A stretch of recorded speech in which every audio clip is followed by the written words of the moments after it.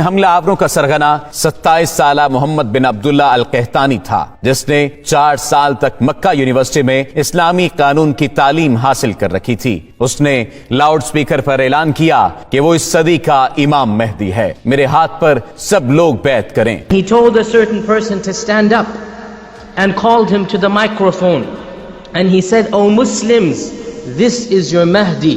Give bay'ah to him." Muhammad bin Abdullah Al Qahtani 500 ساتھیوں سمیت خانہ کعبہ پر حملہ آور ہوا تھا اور حرم پاک میں داخل ہونے کے بعد تمام دروازے بند کر دیے، ہزاروں نمازیوں کو یرغمال بنا لیا۔ اس گمراہ کن ٹولے نے مقام ابراہیم علیہ السلام کے قریب جا کر اسلحے کے زور پر دہشت پھیلانا شروع کر دی، زبردستی لوگوں سے بیعت لینا شروع کر دی۔ کئی صدیوں کے بعد یہ پہلا موقع تھا جب خانہ کعبہ عام انسانوں کے لیے بند کر دیا گیا تھا۔ سعودی حکومت نے ان حملہ آوروں سے نمٹنے کے لیے اپنی فوج بھیجی جو بری طرح ناکام رہی۔ سعودی کمانڈوز حرم پاک میں داخل تک نہ ہو سکے تھے۔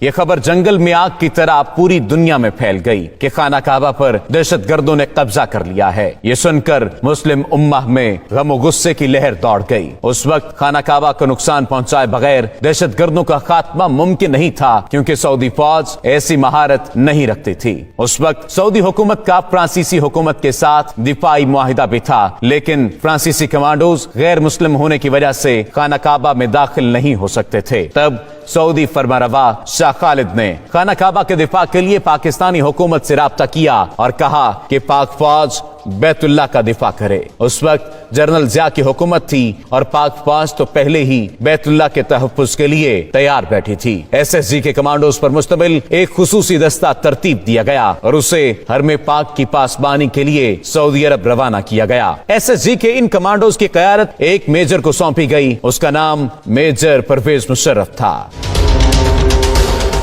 جب پاکستانی کمانڈوز کا یہ دستہ حرم پاک پہنچا تو اس وقت دہشت گردوں کے قبضے کو 1 ہفتہ ہو چکا تھا۔ پاک فوج کے کمانڈوز کا یہ ٹریڈ مارک ہے کہ اپنے دشمن پر اتنی تیزی سے حملہ آور ہوتے ہیں کہ انہیں سنبھلنے کا موقع بھی نہیں دیتے۔ یہاں پر معاملہ کچھ مختلف تھا، کیونکہ بات خانہ کعبہ کی حرمت کی تھی۔ میجر پرویز مشرف کی قیادت میں ایس ایس جی کے کمانڈوز نے حرم پاک کا کیمروں کی مدد سے جائزہ لیا۔ میجر پرویز مشرف نے دہشت گردوں کی پوزیشن کو مارک کیا اور حکمت عملی بنانا شروع کر دی۔ میجر پرویز مشرف نے سعودی حکام سے کہا کہ مسجد حرام کے صحن میں پانی چھوڑ دیا جائے اور کمانڈوز کو ہیلی کاپٹر کے ذریعے مسجد کی چھت پر اتارنے کی اجازت دی جائے۔ اجازت ملنے کے بعد ایس ایس جی کے کمانڈوز کا اصل ایکشن شروع ہوا۔ ایک طرف مسجد حرام کی چھت پر کمانڈوز اترنا شروع ہوئے تو دوسری جانب خانہ کعبہ کے صحن میں کھڑے پانی میں میجر پرویز مشرف کے حکم پر کرنٹ چھوڑ دیا گیا۔ اس فوری اور غیر متوقع کارروائی کی وجہ سے دہشت گردوں کے ٹاپ شوٹرز غیر فعال ہو گئے اور